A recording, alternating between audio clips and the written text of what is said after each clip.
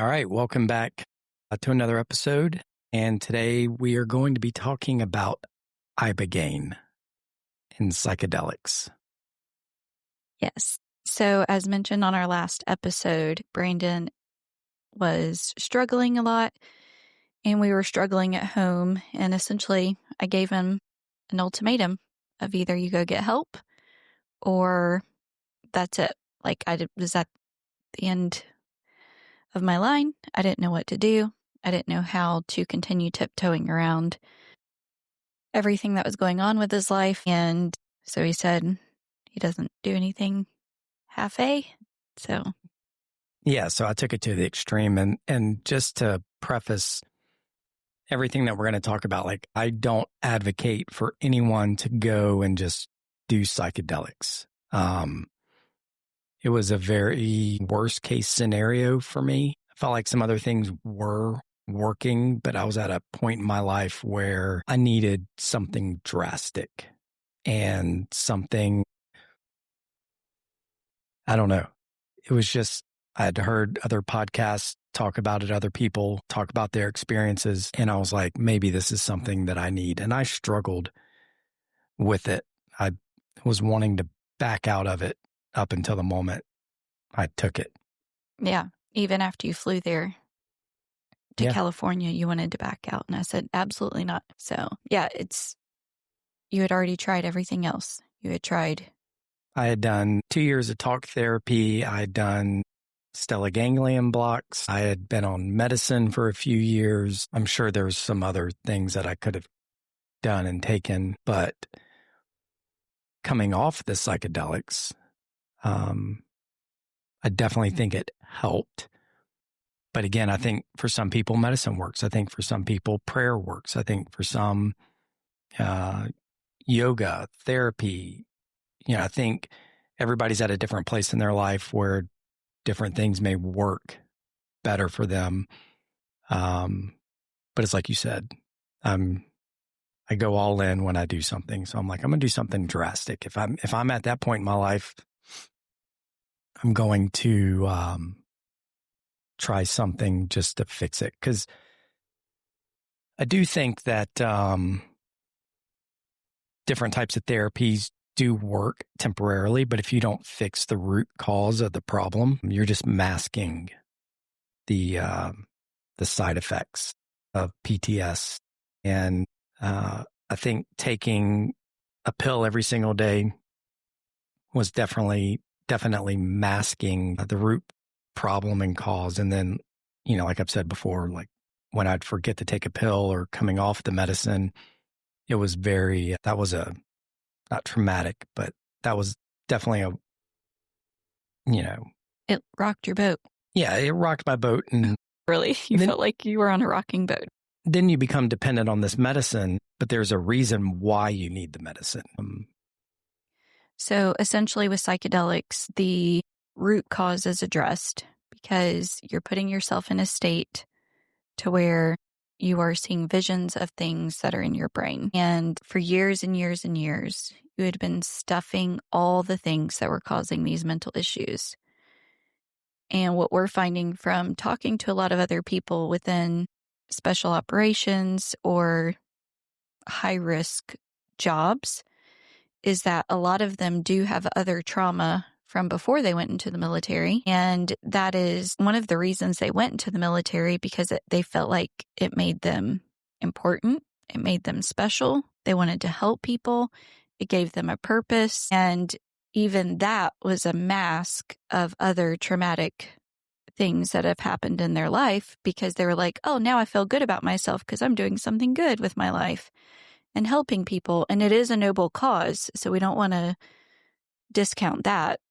You guys are doing something noble, but often the intent that people go to that, and the reason some of people that do special operations, not all of them, but some of them have this mental capacity to face the most difficult things you could ever handle in your life. It's because they had already faced a ton of difficult things in their life, and they had the coping mechanisms to overcome that. They had the mental capabilities to overcome that.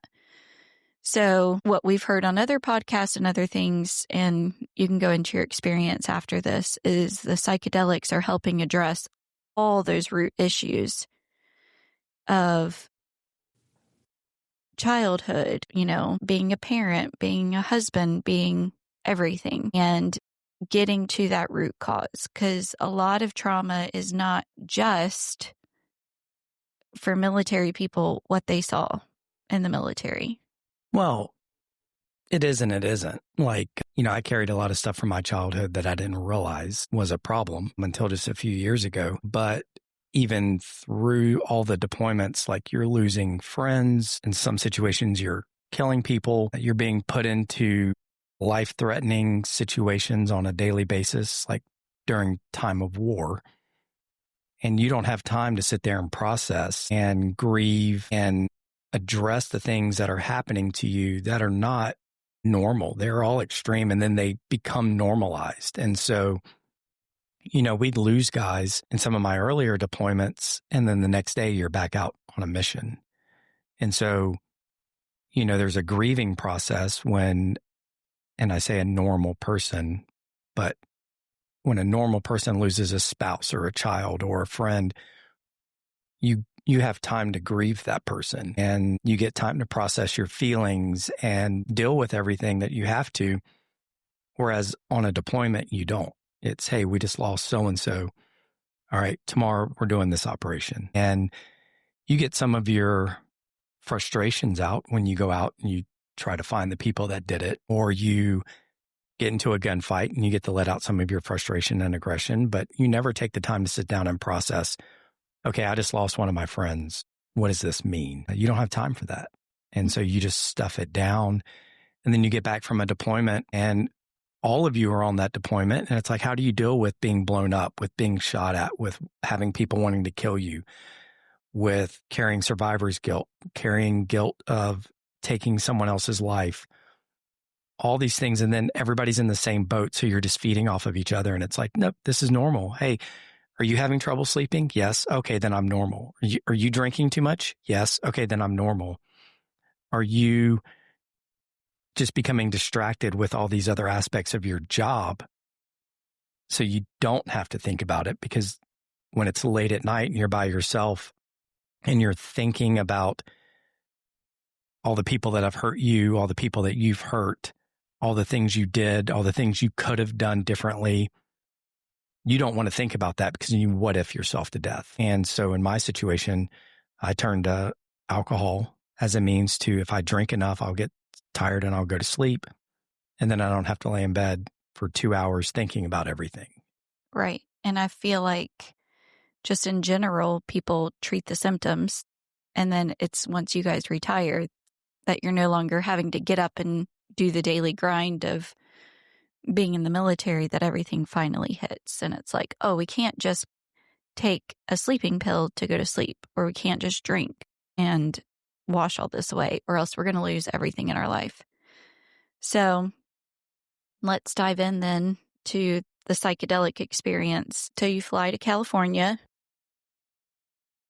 So first of all, I reach out to a company that I'd never heard of, and that in and of itself created its own level of anxiety.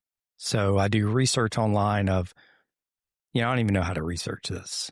I didn't know anybody personally that had done this, that had gone through a program. I didn't know anything about it. So I had heard of a podcaster that had done it. So I just Googled, where did he go do it? And it took me to a website, and I was like, okay, fill out the information form, like, hey, this is what's going on with me. I'd like more information. They call me a few hours later, and I'm talking to them, and I'm just like, I don't know. It made me really uneasy at how easy it was. And just given my background, like, I'm very skeptical. I overanalyze everything. I want to know all the details. I want to know all the facts. So that way I can make an informed decision. And then here I am doing something completely outside my comfort zone.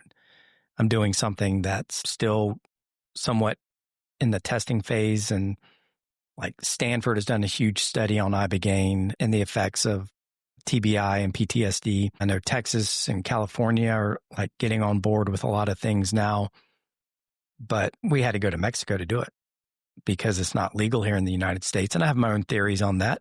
Big Pharma doesn't want, you to take one pill and be cured. They'd rather sell you a pill you have to take every single day for the rest of your life. And I was tired of doing that and nothing was working. So it created a lot of anxiety. I had to do some coaching sessions in the lead up, and all of my questions were, what is this? How is it going to affect me long term? What am I going to see? What am I going to experience? Is it going to implant things into my brain? Is it going to make me see things and create problems that are not problems? How does this align with my faith was a big one. I've never done hardcore drugs or anything like this before in my life. So what is my dad going to think? What is my family going to think? What are people going to think when I tell them this? And all of that was weighing on me and I was struggling. So I didn't tell anybody. I told you and like 2 other people that I trusted because I was more concerned of what's the stigma going to be? What are people going to think? How is this going to affect me, my career, all of that? And I'm at the point now where I don't really care because I'd rather be helping people than, maintain a clearance and go work for a job that I don't care about anymore. So, and, I'd rather put it out there now so that way someone can hear and it's like, yes, this is what I need. Or maybe it's the spiritual aspect that you need, or maybe it's the family support, or maybe it is the medicine. Like this isn't the fix all, but I was at a place in my life where I needed, like I said, something drastic. So I had, from the time I sent the email, I had about 2 weeks until I flew out there. And I went back and forth on whether or not I wanted to do it. I was pretty scared about what the experience was going to be like. And then I get on a plane, fly out to California, get picked up the next day. And I didn't know it at the time. I didn't know who I'd be going with or how many there would be, but we're all sitting in the lobby one by one, showing up, mean mugging each other, all former military. So we're all spread out, sizing each other up. Like, who is this person? And then I do the one thing that I was trained to never do, which is get into a vehicle with an unknown entity, with unknown individuals, and go across the border into Mexico. So it's counterproductive to everything you've always done already off the bat. And you kept trying to back out of it. You're like, Sarah, this isn't right. This isn't right. And I'm like, nope, you're going to do it. You're going to do it over and over and over. So, and like, it didn't make sense to me. They were just like, hey, all you need, I'm like, hey, I don't have a valid passport. All you need is your driver's license. Nah, that's a bunch of crap. Because on the website here for Customs and Immigration, it says that you have to have a valid passport to cross any main border crossing. And they're like, nope, you're good. I'm like, you're a liar. You're lying to me. I'm going to get stuck in Mexico and I'm going to get arrested. You thought they were like going to sell you into slavery? No, I mean, I think I'm a good looking guy. Next thing I know, I'm going to be sex trafficked. Oh my gosh. So, no. So like I was panicking up until the moment that I crossed the border back in to America, like a week after. And so that anxiety was just there from the beginning of who's this company? What are they going to do to me? And I mean, I'm here. So it was legit and it all worked out. But just that created a huge stressor in my life that I didn't need at the time. But yeah, I didn't want to do it. It was, I'll just continue. I'll just change my mindset. I'll be a better person. But I had tried that for years and it lasted 6 months and then we'd start arguing again or, I'd get depressed or the anxiety would become too much and snap at you, snap at the kids, feeling a loss of control, chaos in my brain. And, we journaled throughout the process. And so I journaled sitting in California at like 4 a.m. when I woke up, just like, I don't want to do this. And that was my journal entry. But throughout the entire process, you have a say in what you can do, what you want to do, what you want to participate in. And it's not like you sign a contract and everything is forced on you. You have a say in every step along the way. So I get in the vehicle with a bunch of other dudes. And I'm not going to share any of their stories and details. That's on them. But we get to the house and we each get our own room, and then we move into like a group session. So we're there for, I think it was like 5 days. And so you get to know each other. You do group sessions. There's an American that's in the house with us. There's doctors on call 24 hours a day. There's a nutritionist there. We have a personal chef that creates all of our food. Everything's very clean, very healthy. They did all of our medical workups. We had to submit a bunch of paperwork before we went to show that we were mentally and physically healthy enough to go. You have to be clean off of all drugs and alcohol, which wasn't a problem. And then you get there, and then the first thing you do is like a sweat lodge. And you go and do the traditional, I don't remember everything. My brain's terrible. But go in this little room where it's 100-something degrees, and you just sweat out all your toxins, and beating drums and yelling. And, my biggest fear is when they started passing around like the Kool-Aid to drink and like rehydrate yourself. My biggest concern was, am I drinking clean water? Am I going to get the runs here in Mexico? So I didn't drink it. I was too afraid. You would rather just dehydrate. Hydrate and die than drink Mexican water. Oh my gosh.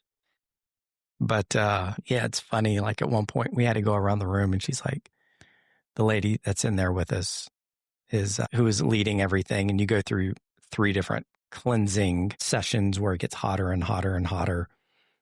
And she's like, now we're going to go around the room and talk about what spirit animal you feel you are. And I'm like, kind of like in the middle.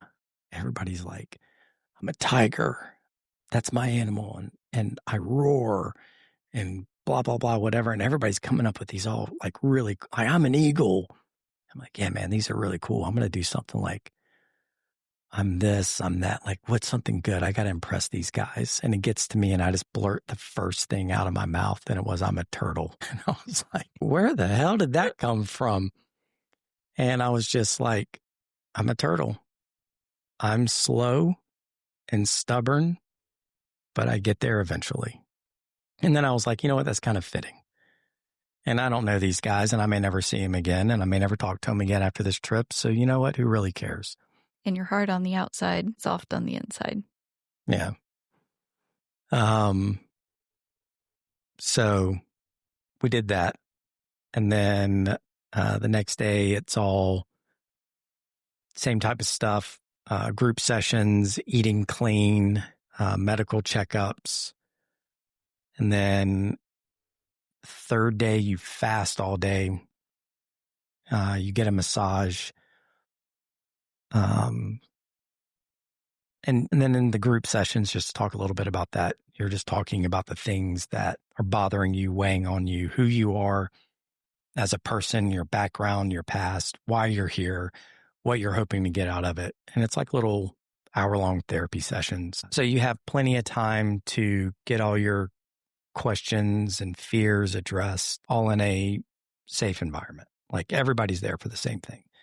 No one's judging anybody. Guys are crying in the sessions, sharing things they've never shared, talking about their struggles. Meanwhile, I still got my guard up because I don't trust anybody. But in my coaching session, going down there, I brought up the same thing about how, what my fears and concerns were. And she said, just be the first one. Like, if you sit around and watch everybody else and you start overanalyzing, you may get into your own head.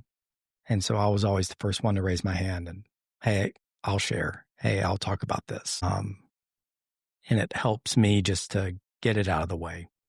It's like ripping a Band-Aid. So we did that. We fasted all day. And then you go into a one-on-one with the main facilitator that's down there, and you just talk about your intentions. And you write them down. And so mine were like being a better father, being a better husband, mending relationships. And I think that was it. Because I just didn't want to lose you guys. So Like I felt like through my talk therapy that I did in my last 2 years, like I addressed a lot of the military stuff, but there was still stuff that I was just carrying with me that we'll get to it. It kind of comes out in the vision. But so I address it. You write everything down on a sheet of paper. And then when you're all done with that and everybody goes through it, you do a ceremony where you all take the pill together. You take your sheets of paper, you throw it in a fire where you're offering it up to God. And then they cleanse you with, I think it was sage, which I don't buy into all that, but I know some people do. And then we all took the pill together. And so what Ibogain is it comes from like an African root. And they weighed us, they took our height, they made the pills specifically for us. And so it's not like just everybody's taking the same dose. It's based on you and your body type. And so we all took our pills together, and you take it in 3 doses. So we take the first one, you wait 45 minutes to an hour to see how it affects you. Then you take your second, 30 minutes later, you take your third. And then when everybody kind of starts to feel it a little bit, everybody goes up into the same room. You have a mattress on the floor, and you lay in there, and you're hooked up to a EKG machine, and there's a doctor that's in there with you all night long. And so we took the pills, and then we all go sit in a little room on the second floor and just hanging out and talking and BSing. And then slowly, like, guys just start to feel a little loopy. The visions don't really start then. It's just, they kind of creep on, and everybody takes their second and third pill in the room. You all take it together. And I just remember seeing like the walls started to like kind of shift a little bit. You'd be looking at a picture, and the picture would kind of shift. And it's like, I think I'm starting to feel it. And so we all went up to the 3rd floor, got on our beds, and hooked up to the machines. And then you put on like a mask to make everything blacked out. And then they play music from the tribe in Africa that discovered it and is the one responsible for it. And as soon as I put my mask on and laid down, it was like I just started to hear people talking and people singing and the music. And then it really felt like that in between stage when you're falling asleep and you start to see little visions that mean absolutely nothing. I started to see those, and just the images floating around. And they say you can control the visions. I don't know if I actually did that or not, or if I was just along for the ride. But everything that I saw had some type of meaning, even though I didn't know what it meant. Like I saw kids play stuff. I saw your studio. I remember walking in and sitting on the second row like I was waiting to watch a play. And so probably in my mind, that's how it got framed. And somewhere along the way, I just started to see the visions and didn't even realize that I was in it. They say you don't sleep. I don't know if I was asleep or awake. I have no sense of tracking of time or anything. And I remember walking up to a table, and I look on the table, and there's these green street signs that have words on them. And I have no clue what the words are. I can't read them. I don't understand the language. I've never seen the language before. And we'll come back to that later because that's a pretty interesting fact. But I see all these words and I'm like, I can't read this. I don't know what this is. And then I go to the next image, and it's kind of walking along, and I see, looking at a mirror, and I see my dad's face. And then above it, I see my face. And then it's like one of those flip books happen where you draw a different image on every page, and as you flip it, the image is moving. It's like that's what happened in the mirror. And then I saw my oldest son's face, and I just remember being so excited. I was like, that's my son right there. And then that vision stopped. And then suddenly I found myself being a giant, and I was holding somebody's hand and we're walking. And I just remember being super tall, and we kind of hit a wall, and then I shrink down to where I'm like a kid. And we walk through this door, and when we walk through the door, it's like being in an old black and white photograph, and I see this merry-go-round. And then all of a sudden, I'm throwing up, both in the vision and in real life. I grab the trash can that they have beside of you. I throw up. And that's probably why they make you fast. But when I threw up, I thought I threw up the pill. And I was like, oh, no. Like, now I'm screwed because I'm not going to get the full dose. And so I threw up. I lay back down. And I just remember this had already been a few hours after talking with the guys later, because they were like, the medicine hits everybody at different times. And he's like, yeah, man, when you threw up, it was about midnight, 1 o'clock. And we took the pills and went upstairs around 10. And so it had been a few hours, but I had no clue. I was just like, I don't want to do this again. And I just laid there. I was in and out, seeing visions. I saw some funny stuff. At one point, it was like a camera scanned over my body like I was in a movie. So like if you're laying down and you picture like a camera starting at the tip of your toes and just scanning your body from foot all the way up to the top of your head. And then the camera stops at the top of my head, and the top of my skull is gone. And I can see my brain. And within my brain, there's two little Mexican farmers with little hose or whatever working in my brain. And they look up at the camera and they wave. I found that to be funny in the moment. And after that was the vision that I had, that my brain was being worked on, and being in Mexico. So it was Mexican farmers, or I don't know, maybe here in America too. But, so that was interesting. And then just, again, random images. And then around 4 a.m., I woke up completely sober. And when I say that, like, I mean, I was clear of mind. I was wide awake. And I was just going, I got no answers. I got nothing but questions. And so they tell you, like, hey, if you wake up, if you need to go to the bathroom, you can't walk. Your legs are in like atrophy. They shake real bad. That's why they put you in a bed. You know, like, just raise your hand if you have a question. If you need anything. So I raise my hand, and the doctor comes over, and I'm like, hey, I want a booster. And a booster is, they give you one more dose if you feel you need it. And not everybody needs it. But I laid there and I debated. I was like, I'm not coming back here. But I got no answers. But I don't want to take this drug because I'm already struggling with doing this in the first place. And I don't want to take this and throw up again. I don't know what the effects are going to be on me if I take the booster. And I don't want to become dependent. Not that I would have, but these were just all my thoughts. I was like, but you know what? I'm not coming back. I'm not going to do this again. So I'm going to make it worth it. And so he pulled his phone out to tell the people downstairs. And so I saw it was 4 a.m. on his phone. And they bring me the pill. I take it, and I'm right back out.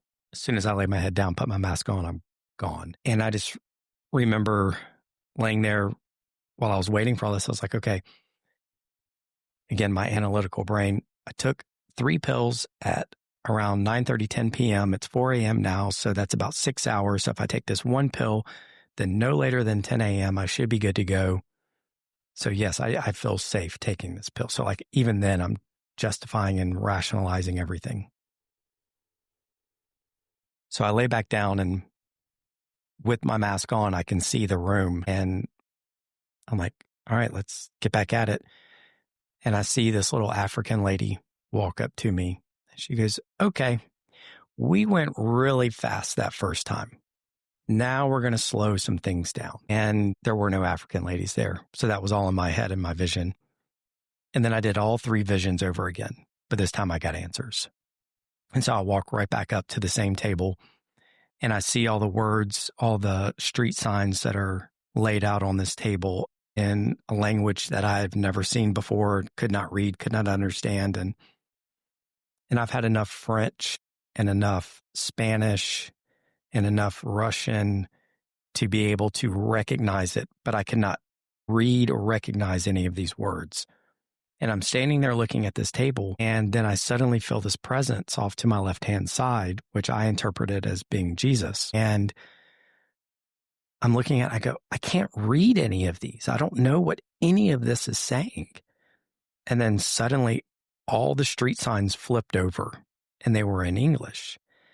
And listed on the street signs were every single thing that I had ever done wrong and ever thought about myself, and every sin that I was carrying with me.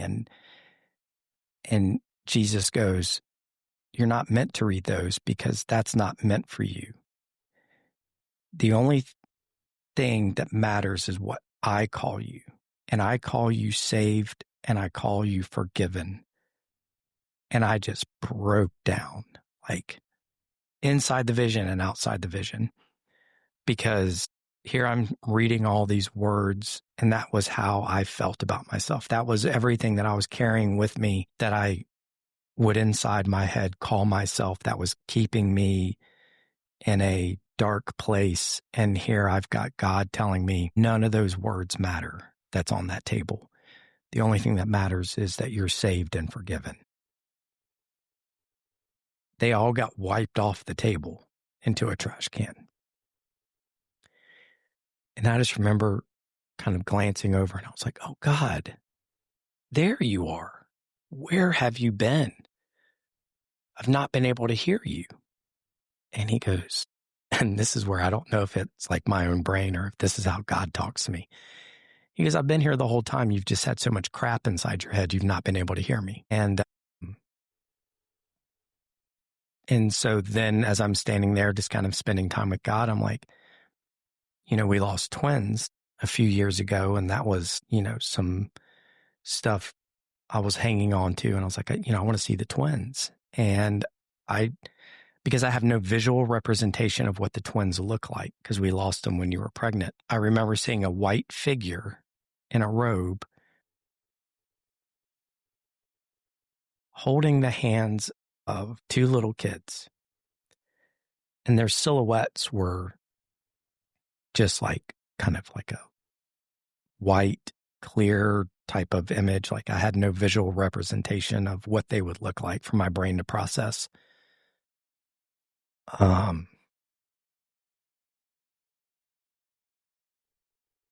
But that too just gave me a piece of knowing that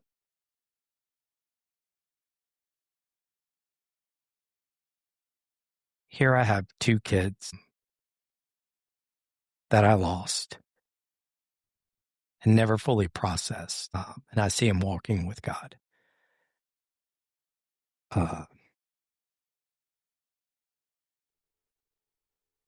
And so then I move on to the next vision where I'm back, my face, my dad's face juxtaposed. I see my son's face, and I just get super excited again. I'm like, oh, there's my son. And anybody that knows me and Ethan's relationship knows that like we struggle to have a relationship because I was gone for the first 8, 9, 10 years of his life. So we never went through that bonding phase. So we struggle to communicate. We struggle to find common ground. When I come home and my oldest son is 8, 9 years old, and I've never been there to teach him how to play baseball. I've never been there to wrestle with him. I've never been there to develop that father and son bond. And I don't know how to raise a boy. Here's a 9-year-old. Why can't you catch a baseball? Why can't you catch a football? Like that makes no sense to me. And it was because I was never there. But here we are in the vision, the two of us, and like I'm just hugging him and giving him love and super excited. And then I kind of see him like up on a rooftop of a building, and he's like trying to jump off and up and away, but it's like something's holding him back. And I'm like, son, what's going on with you up there?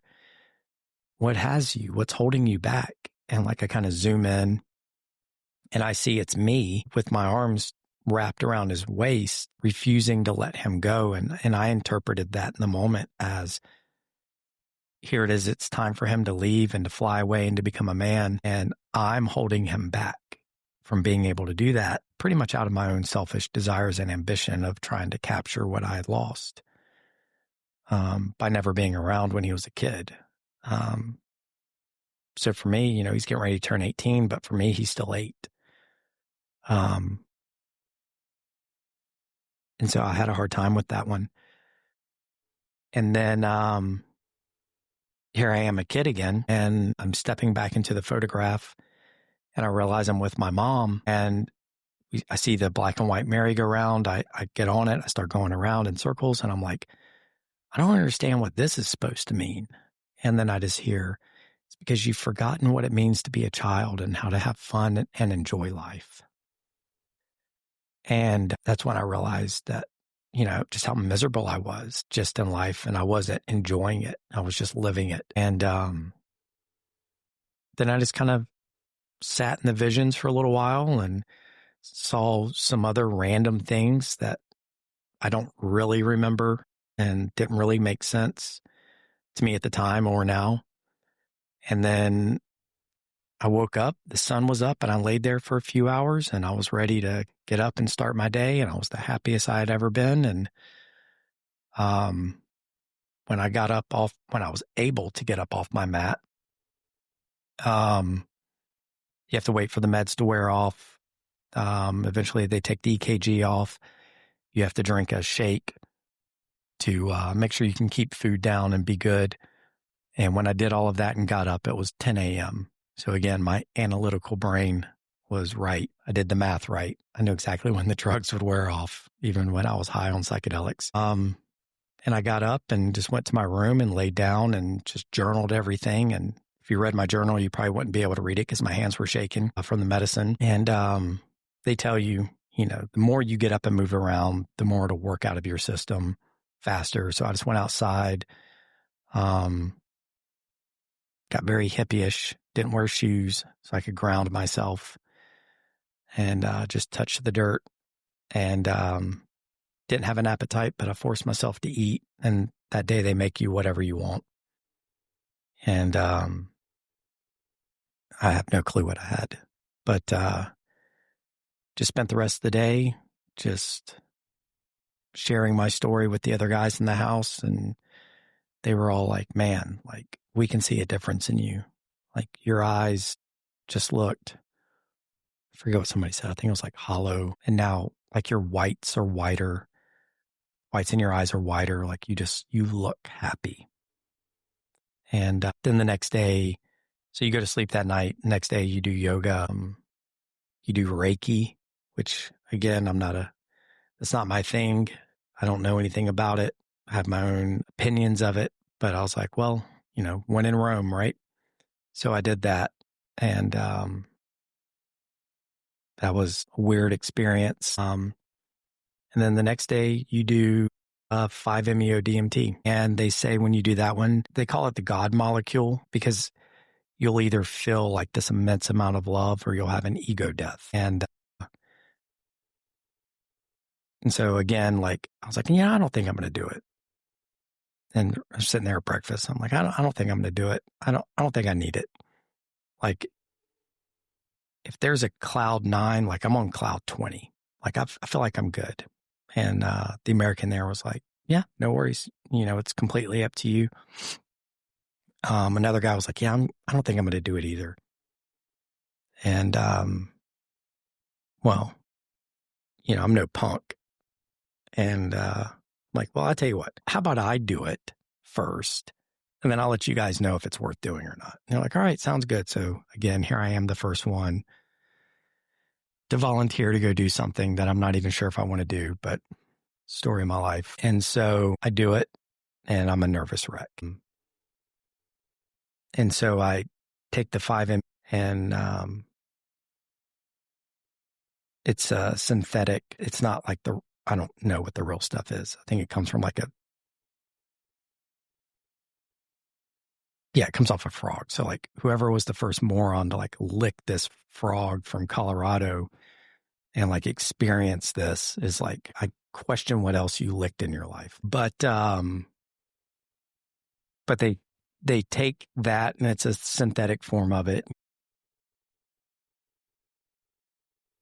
Listen, leave Bo out of this. And so you take a synthetic form of it and I take it. She goes, okay, count down from 10, just hold it. And then when I get to 0, just let it out.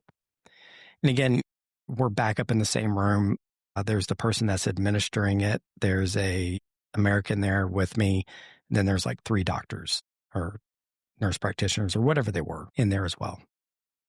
And so I take it, holding my breath, start to feel a little something. She counts down from 10. She gets to 0 and I exhale. And then I feel the most immense feeling of love that I've ever felt in my entire life. And I just remember hearing her say, just breathe, take a deep breath. And I didn't see any visions. I just saw like black and white kaleidoscope. And I'm just feeling with every breath the most intense love I've ever felt in my entire life. And I don't even know how to explain it, but I've never felt anything like that before. And so I come out of it, and I don't know if I was out for 30 seconds, if I was out for 5 minutes. It doesn't last very long.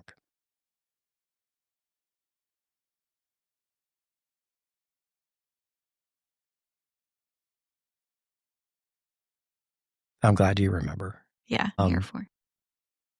And so, yeah, it was just with every breath, it was more and more and more love. And I came out of it and I was just crying like a baby. And I remember looking at the American guy and I was like, man, if this is what God's love feels like, then everyone needs God's love. And I don't mean everybody needs to go take the drug. I mean, everyone needs God's love. And that's the last moment before it took a turn that I remember. And so remember I told you that my faith was a big part of this, and I was nervous going down to do this because I didn't know how it would impact my faith. Not that I would lose it, but I didn't know how it aligned with taking a drug to fix myself. And so the lady, and I asked a lot of questions, and they're like, oh, it's not a Christian organization, but a lot of people that work here are Christians. We pray before every meal while we're down there. We prayed in a lot of aspects. Again, not everyone was a Christian that we interacted with, but there was a very religious undertone to everything that we did. And so I'm sitting there crying, super happy. And the lady goes, now you've been enlightened and your eyes have been opened. And that did not register well with me, still in that chemically induced state. And I outright rejected it. And I was like, nope, no. In my mind, when she made that statement, I associated it with like all the Eastern religions of enlightenment and being able to achieve enlightenment on your own apart from God. And that was something that in that moment, I outright rejected. And the American guy that was there with me said later, he goes, I saw your face and I could see the happiness draining from it. And you shifted. And I just looked at him. I said, no. And I just kept saying, no. I reject this. I absolutely reject this. Jesus says, I'm the way, the truth, and the life. No one comes to the Father except through me. And if that was God and I achieved it on my own, I reject that. And I said, I don't want this. And I put my mask back on and I laid back down. And as I'm laying there, I kind of felt myself sinking into the mattress. I had this terrifying feeling. And then I go, God, I died. I died somewhere along this journey. And I don't know if it's I died, did the aircraft crash on the way over here? And then this has been my journey into the afterlife. Did I die during Ibogain? Did I die after? And then I started replaying all the day's events, all the week's events, flying over. I had to give up my cell phone. That was me telling my family goodbye. And then this morning, the main American had to go visit his mother. That was him leaving. And then we were all on the second floor. And then everybody went downstairs and I came upstairs. So that was them leaving. And now here I am up here all by myself. That was my journey into the afterlife. And it scared the crap out of me. And I ripped my mask off and I sat back up and I tried to feel my pulse and I didn't have a pulse. Well, I mean, I did, but I couldn't feel it. And I'm just sitting there after I sit up, cross-leg Indian style, rubbing my fingers, trying to feel something to keep myself grounded. And I was convinced that I had died and that none of this was real. And I just looked at everybody and I said, none of you are real right now. And they're all crying. And they're like, we're real, Brandon, we're real. I was like, no, none of you are real. Really crying. I remember looking over at the American that was there with me and he was bawling his eyes out, rubbing my back, telling me he was real. And I looked at the lady and I don't remember if everybody was crying, but there were definitely tears other than my own up there. And I was like, none of you are real. I died. This is all fake. And I reject this. If this is reality, I reject it. Just put me back with my Jesus and my family. And I realized in that moment, it was a feeling of having lost everything. It was a feeling of losing my faith.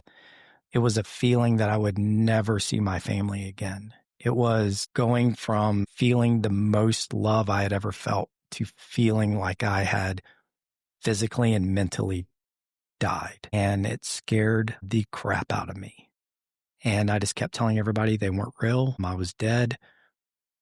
And they just kept assuring me. And like the lady reached out, and, like touched my leg. She's like, see, I'm touching you. I wouldn't be able to do that if I wasn't real. And I was, anyways, slowly over like the next maybe 10, 15 minutes, I came out of it and started to realize that everyone was indeed real. And before I left, I gave the lady a hug and told her, I said, I believe that you're real now.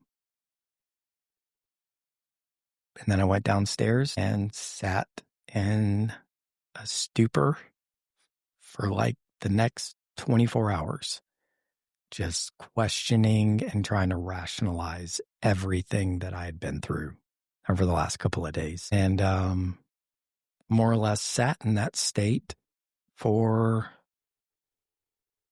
maybe 4 or 5 months.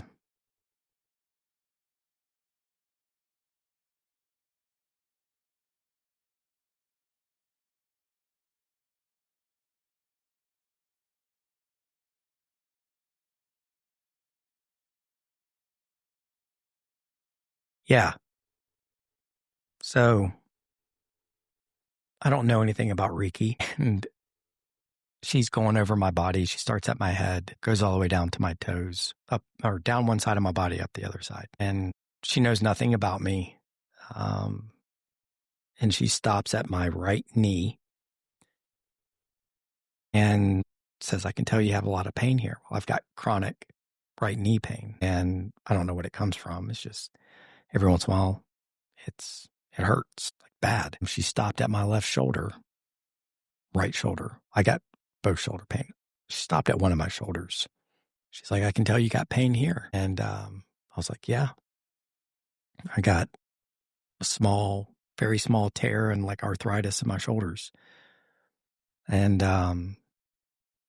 we get done and like, so what do you see in my brain?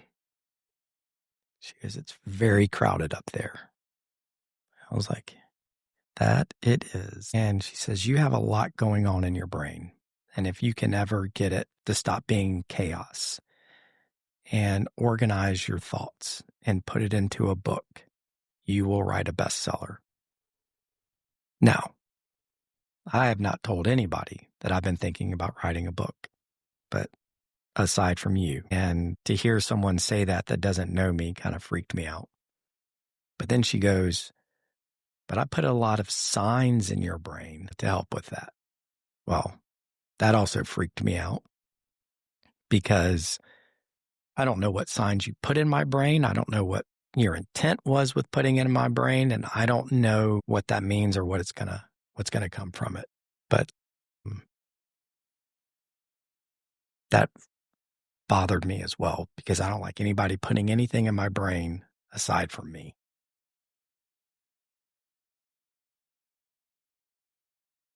I think if you believe it, they can. Because then you put it in there yourself. I definitely think after all of this, going into it, I definitely believed in the spiritual world. But after it, I feel like it kind of opened my eyes to a lot of the spiritual realm. So I definitely know that it's there. But I think someone only has the power over your brain that you give them. I don't think she could just be like abracadabra and then boom, there's something in my brain, unless I have to be willing and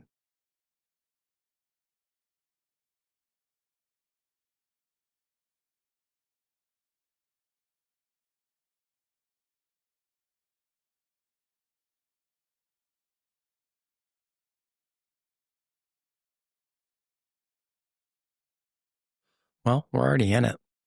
Let's go.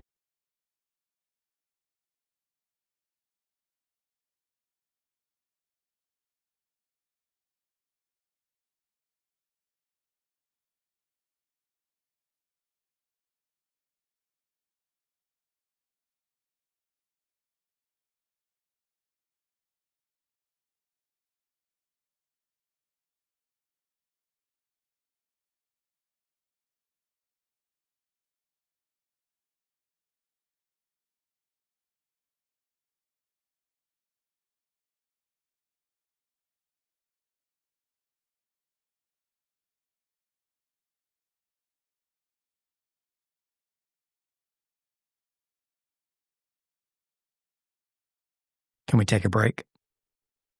And then we'll get into it.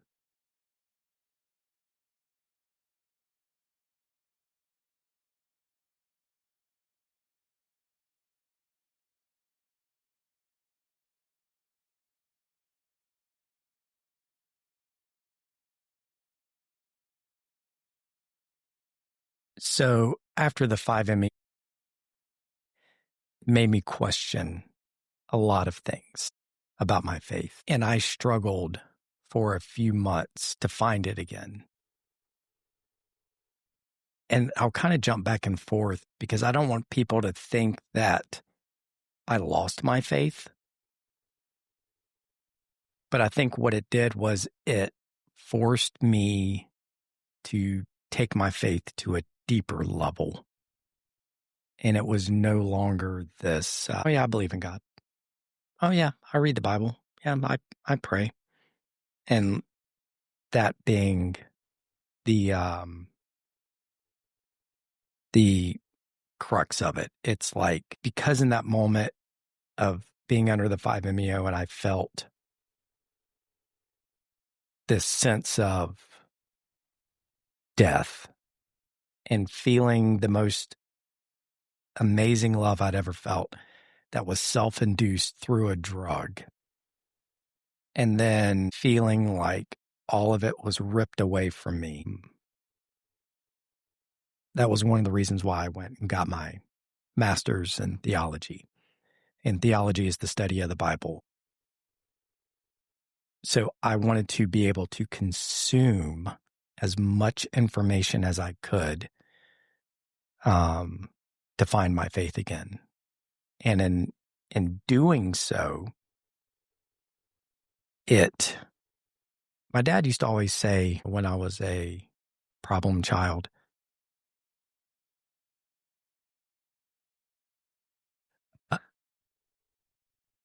he would say, son, at some point you have to stop riding the coattails of my God and find yours. And I never really knew what that meant up until this moment where it's like, it's when I fully found what my relationship with Christ was. And I wasn't just, oh yeah, I believe in God, but I'll do whatever I want to. Because within that, I'm making myself my God. Yeah, God's on my list of top 3, but Brandon's the priority. I'm going to chase my goals, my ambitions, my drive, my desires. Those are the things that I'm going to focus on instead of going, what does God want me to do? So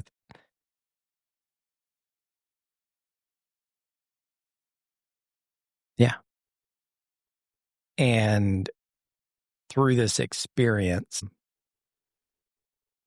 it forced me to redefine my relationship to where now I understand what my dad would mean by, you don't get to ride the coattails of my God. And so it was really establishing my relationship with Christ and not just saying it, but actually living it. And so that's a benefit. But I definitely think within the spiritual realm, there was a fight going on for my soul. And there were a few nights where my eyes were opened up to that. And again, I think it was from taking the Ibogain. I don't understand it. I don't know how it works. That's not what I've spent the last 12 months researching and studying, but I definitely believe 100% that there's a spiritual warfare happening all around us. And so one of the most, I don't know what the right word would be. One of the nights we were in bed, I got back. I had to start sleeping with the nightlight. I had to start sleeping in the middle of the bed because I was afraid something was going to get me. And as I'm falling asleep, or a vision, I don't know what it was, I'm seeing you and I lay in bed from the corner of our room. And standing over me was this dark, looming figure. And it was big. Think of like Dwayne "The Rock" Johnson standing over our bed at night, like all black. And I'm watching us lay in bed, and I see it, and it reaches up and then goes to grab me. And as soon as its hands went to touch me, in reality, whether I was dreaming or a vision, I don't know. But in reality, the moment the dark hands were going to get to me, you randomly reach over, put your hand on my back, and just start praying for me. And it disappeared. And then there was another night. We got done watching TV. We had a TV in our bedroom. Do not advise. It's not good for the relationship. But We've never done that before. It was in the house we moved into. And it was like, oh, wow, this is so nice. I can lay in bed and watch Yellowstone and then roll over and go to sleep. Yeah. But we're laying in bed. We just turned the TV off, turned all the lights off. And Sarah goes, oh, wow, that's weird. Doesn't it look like there's a little girl standing in the door? And I looked over and I went, oh, yeah, I can see it too. She's like, you can see that? I'm like, yeah. And it was like a little shadow about the size of our 5-year-old. I was like, yeah, standing right there in the corner. And I described to her exactly where it was. And she's like, yeah, that's exactly where I see it. We're like, oh my gosh, that's so creepy. And so we lay down to go to sleep. And 5 minutes later, Samantha is standing in that spot going, I can't sleep. And I said, why can't you sleep? She goes, because there's a man sitting on our couch. And I jumped up, grabbed her, threw her on the bed, and stormed into the den. And there's nothing there. And I turned the lights on, I look around the house, and I go back and I'm like, Sam, where did you say the man was? She goes, I forget what she said. She goes, I didn't. I said it was something else. Like a bug. A bug. Yeah, she said there was a bug in my bed. We're like, that's not what you said. You said there was a man sitting on the couch. So that was pretty creepy too. What else am I forgetting? I can't remember if it was in the vision or once you were home, you saw a demon come straight towards your face. That was in my vision. In your vision. So you left that out in the explanation. Yeah, it was a split second. A demon came to my face and like screamed in my face. And now we have a 4-year-old yelling at us. Let's take a quick break.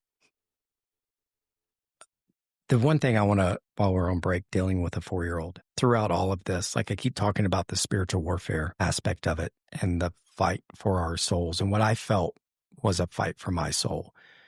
And then I'll give some retrospective thoughts about everything. But I just think about Ephesians 6, verses 10, 12. And I'm going to read it. And this is the New American Standard Bible, which is a good translation, pretty close to the original Greek.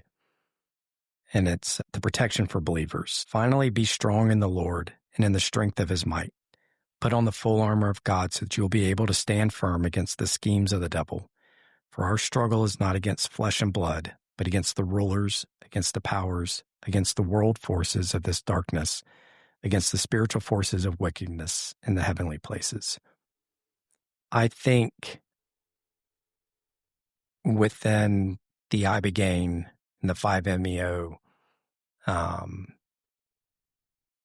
the veil in between the spiritual and the physical world got, I could see it for a little bit. I don't think I can see it anymore, but I think I had glimpses into it. I think seeing the dark looming figure over my bed were the demons that I'd been fighting for so long, trying to regain control of me, and it was through you touching me and praying for me that stopped it. I think, I don't know what the shadowy figure in the doorway and then Sam being there, I don't know what that was, but I think the man on the couch, I would say, was probably an angel because our house is covered in prayer. And I didn't see it, and I don't know what she saw. And then it's been through prayer and fasting and reading the Bible more than just, hey, we're going to eat and let's pray for our food, but it's actually spending time in prayer every single morning, reading the Bible, studying the Bible, that has made me stronger in my faith and stronger against the demons that controlled my PTS. And I'd say within the last 6 months, 6 to 8 months maybe, it's been completely different. So coming out of Mexico, I spent 4 to 6 months just like questioning everything, questioning my faith, questioning all of it, trying to understand better what had happened and where my role was within my faith. I remember I was talking to my therapist at one point. I called him up on the phone and I told him this quick synopsis of what we've been talking about here for like an hour and a half. And he's like, well, it sounds to me like you didn't need to see God to believe, but you needed to feel what his love felt like. And then you needed to know what it felt like to not have any of it. And that was the first time it had clicked for me because I couldn't understand, why did this happen? Why did I experience this? Why did I question it? And it's like, for someone like me who grew up in the church, who at 6 years old asked Jesus Christ into my heart, who has been on mission trips, who has shared the gospel with people, who has then lived a life making myself my own God, and prioritizing what I wanted rather than what God wanted for my life. Why would I experience this when I hear all these other people, like who's the MMA fighter, just went to Mexico and talked about his experience, Conor McGregor. just went to Mexico and did Ibogain and said he saw his own death.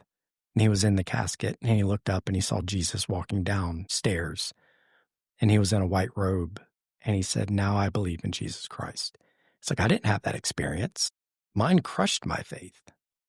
Mine made me question everything. Why? And that didn't resonate. I couldn't rationalize that and make it make sense in my head. And it's like, well, maybe for someone like me who knew who God was, I needed to know what it was like to be outside of his presence. And that scared the crap out of me. And so I got off the phone with Justin and that all made sense. It kind of clicked in that moment that I needed to feel love. I didn't need to see him. I needed to feel his love. And then I needed to know what it felt like to be outside the presence of God and to lose my family.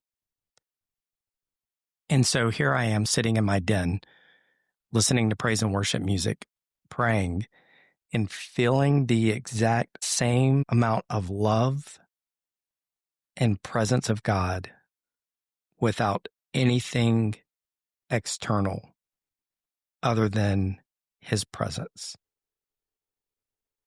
that I felt down in Mexico while under 5-MeO DMT, which is frog butt for all I know.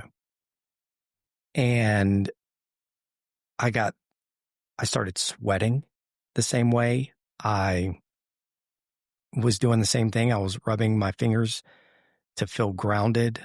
I was rocking back and forth, and I felt the same immense love, not through yoga, not through meditation, not through self-guided meditation, not through anything other than just praying to the God of the universe. And it was then, in that moment, that like everything switched back and no longer felt I don't want to say demonic, but the spiritual presence that we had felt in our house. No longer saw anything as I was falling asleep, no longer had questions or doubts. It was like everything clicked. It was like I had to go through my own little spiritual warfare battle. And it wasn't that you didn't struggle with other things after that. It was just spiritually, it's almost like it clarified, and now you found your God. And you read a few books in that time frame. We did one together. We did a devotional together, which I thought was super ironic because when you went to do the Ibogain, you didn't even know anything about the book that we were going to do together. Don't Let the Enemy Have a Seat at Your Table. And your Ibogain vision was you sitting at the table with God. And highly recommend that book. And then the other book that you read that I feel almost clarified what your dad said was Craig Groeschel's book, Without a Doubt, or something like that. It's about if you're doubting God. And reading that and that doubting God typically leads to a stronger relationship with him, which is what you did. You dove in more. Well, and the thing is like you hear a lot of people talk about the wilderness. And the wilderness is something that some people have to go through in order to strengthen their relationship. They have to, and a lot of people will go like, well, Jesus was in the wilderness, so therefore I want to be in the wilderness. No, Jesus is God. Like, he wasn't afraid of the wilderness. Like, he created everything. So he goes into the wilderness, and here you have, all these wild animals. Well, they probably bowed at his feet. Like, he was hungry, he was fasting, he was thirsty, but like, he's God. Right. And he was still tempted. And he was still tempted, and he was tempted of things of the earth. Like, Satan came to him and tempted him with all this power and all this stuff, and God's, used scripture to fight against it. So it's like, it's a It's a very great depiction of how we need to fight when we go through the wilderness. But then you look at the wilderness through the eyes of like Moses and being in the wilderness for 40 years. And it's like, why were they in the wilderness? Because of lack of faith. And God says, here, go into the chosen land that I've given you. Go. I'm going to send 12 spies in, 10 come back, and they say, we can't do it because it's too dangerous. There's giants over there and we're like grasshoppers. There's no way God's going to do this for us. So they spent 40 years because of their unbelief. And so I think I spent about 4 months in the wilderness to learn how to rely on God, to learn how to use scripture to protect myself, to learn how to pray, to learn how to fast. Because up until that point, for the last 44 years, I was riding the coattails of my dad's version of God. And I'm not implying that there's different versions of God. It's that when you have a relationship with Christ and a relationship with God, that it is a personal relationship. No one has the relationship with you that I have, but a lot of people have relationships with you, Sarah. But it's all different. They're still having a relationship with you, but it's different for everybody. Even like with your own children, which I think this is a good depiction of like God versus each individual person. I have a different relationship with every single one of my kids. Even though they're all still my children, our relationships are just different. And we have to figure out what works for us, how we communicate, but we're all still made in his image. And it just, it took you being in the wilderness. It took you feeling like you lost everything to seek it again. And I think even on a more general scale, that just goes to people taking stuff for granted. And in general, they just keep living in the daily grind and not seeking that daily. Well, and I think I'm fortunate enough that my death experience was psychedelically induced and not permanently induced, because I felt that. I felt the loss of you. I felt the separation from God. And then I was weeping and crying because I wanted it back so badly. And I would do anything. And I think a lot of guys are not fortunate enough to have experienced it on a level of forgiveness to where they get a second chance. And a lot of guys and girls feel that this is the only option, is to kill myself. Excuse me. And so they take their life, and then in that moment, they're probably filled with regret wherever they go. And I was saved in that way because I got to experience that without any true repercussions and consequences, and was able to come back and say, I know now what it feels like to have lost you, and I will do whatever it takes. And again, I'm not advocating for anybody to go do it. I think that's between you and your family and God and your doctors. But for me, it gave me a chance where, who knows what would have happened? Because like I've said before, leading up to it, like I felt like I was dying. And I don't know what would have happened had I not gone. Mm-hmm. Well, I know that it's helped a lot of people, and it's definitely not the easy route to go. The thing that I found most interesting in it, and when we talk about PTS, is that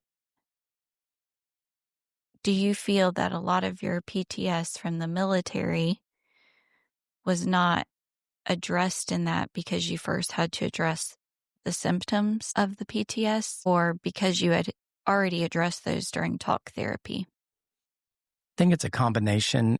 And again, not to speak for the other guys, but all the stories that I heard the next day, none of them were combat related. It was all personal stuff.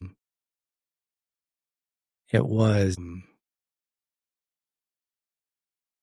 not going to go into it. That's their story to tell. But none of it was like, I had a vision that there I was back in Baghdad and I was able to do this. It was like, here I was back in my childhood. here I was climbing out of my own grave. Here I was addressing this specific thing. And again, like I still have a lot of stuff from my childhood that I addressed in talk therapy. I've addressed with family members of like, hey, this was pretty crappy when I was a kid. I didn't see any of that in my vision.